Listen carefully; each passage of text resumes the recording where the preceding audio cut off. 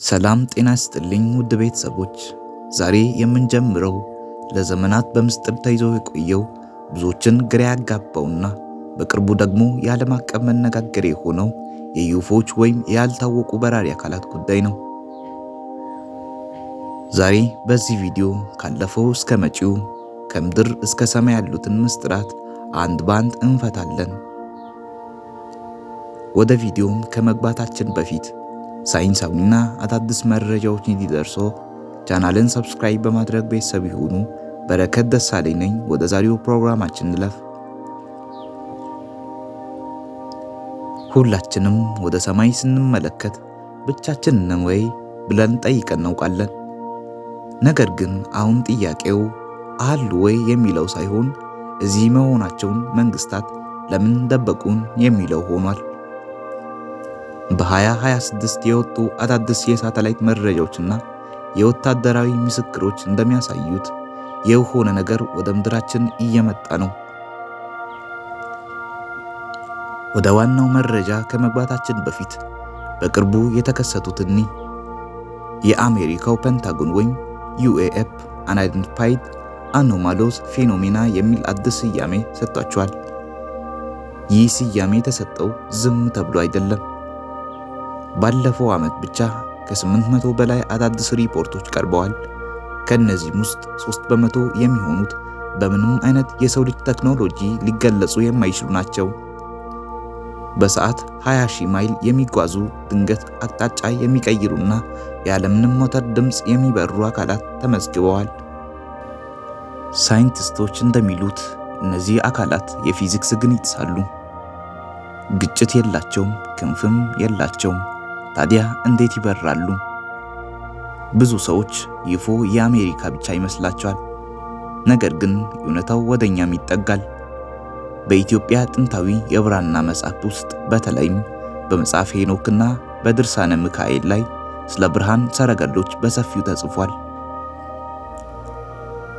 ዶክተር ሮዳስ ታደሰ እንደገለጹት በጥንት ዘመን አት ፍጡራን የተባለ ከምድር ውጭ ያሉ ኃይሎች መኖራቸው ይታመን ነበር።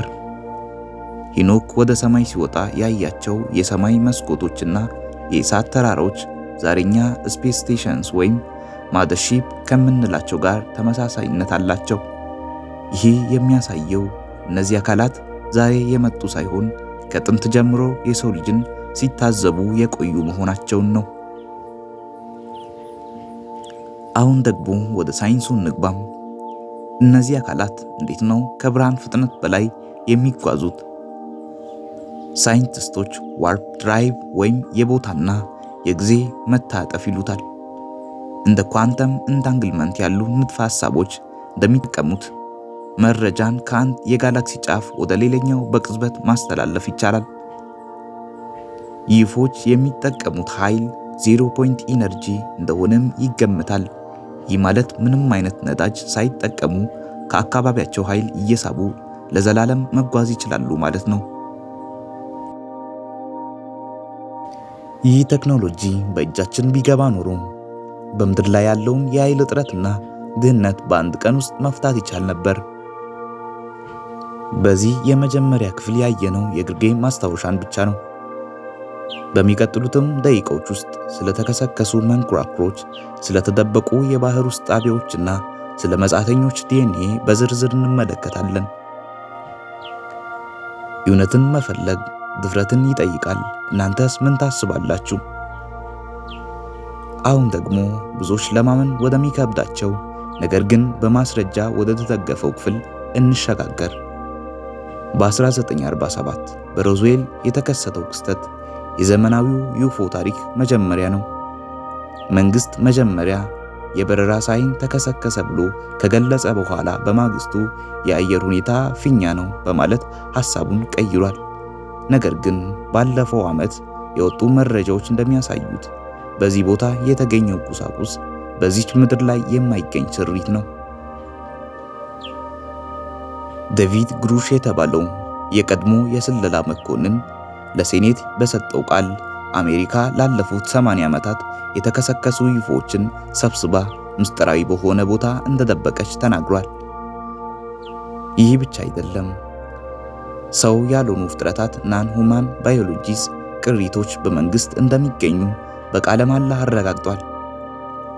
እነዚህ ፕሮግራሞች ከህዝብ ብቻ ሳይሆን ከኮንግሬስ አባላትም ተደብቀው መቆየታቸው ጉዳዩን እጅግ አሳሳቢ ያደርገዋል። ይፎች የሚታዩት በሰማይ ብቻ ላይ አይደለም።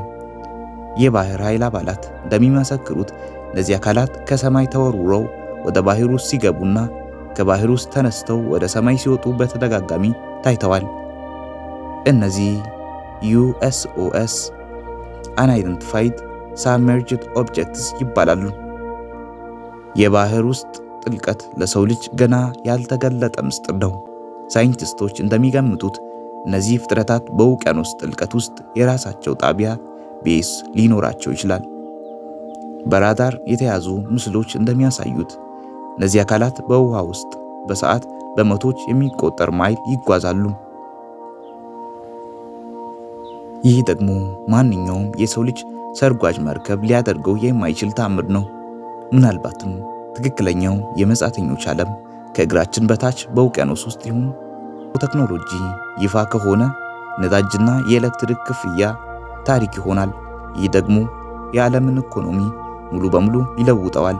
እነዚህ ፍጥረታት ሰላማዊ ናቸው ወይስ ስጋት? ለዘመናት ሲታዘቡን መቆየታቸው ምን ሊያስተምረን ይችላል? ውድ ተመልካቾች፣ ካየናቸው መረጃዎች የምንረዳው አንድ ነገር አለ። ዩኒቲው እዚያው አለ። The truth is out there። እኛ የምናውቀው እጅግ ጥቂቱን ብቻ ነው።